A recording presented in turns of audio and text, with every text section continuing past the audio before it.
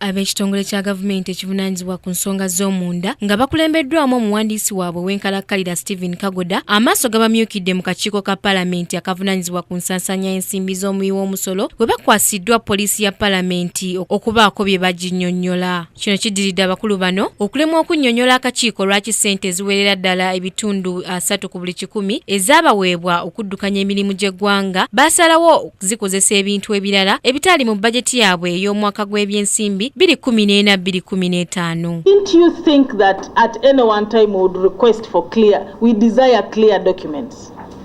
Or you just thought these MPs, you just give them anything and that is it? Kizuuliddwa nti ssente z'omuwi w'omusolo ezikunukkiriza mu buwumbi zaabulankanyizibwa ekitongole kino kyokka ng'ate abakiddukanya tebasobola kunnyonnyola wa ensimbi zino gye zadda okuggyako okubaleetera embalirira y'emyaka 5 emabega kye bagambye nti tekibadde na makulu. It's true that we have a draft. This draft has to be processed before it's finally approved. It is very unfortunate that a PS who has worked for so long can refer to a draft document.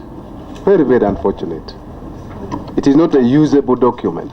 Kino kinyizizza ababaka abategeezezza ng'omuwandiisi w'enkalakkalira Stephen Kagoda bw'alabikanga akooye obuvunaanyizibwa obwamuweebwa kubanga n'okulwaluddewo ku kifo kino era wano we bakwasirizza abakulu bano poliisi ya Paalamenti okusobola okubaako bye baginnyonnyola. The guidance that the committee has given us. Mr. Kagoda, we think you are tired of your job.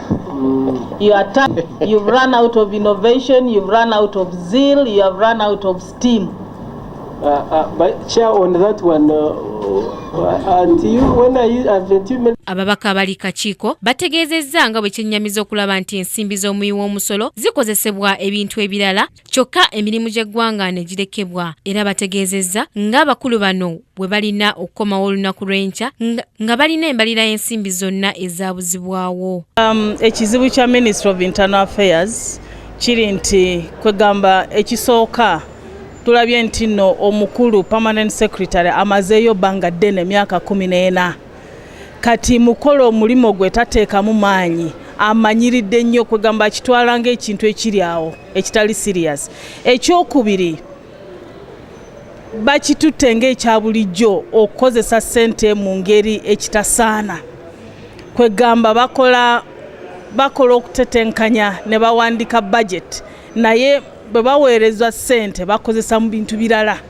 Ministry ya Internal Affairs bwe waliwo ekintu ekivunda ministry eno kirabikayo eri bubi nnyo yeevunze kubanga tosobola kukwata budget ye ministry yonna kumpi ndambu n'ogiteeka ku bbali gwe n'okwata ensimbi n'osasula buli kimu ng'osasula ensimbi zo z'ojja mu nsawo yo.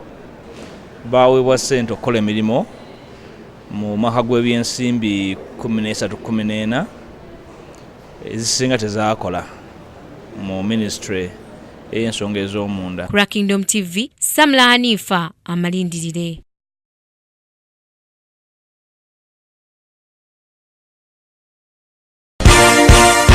This is Kingdom TV.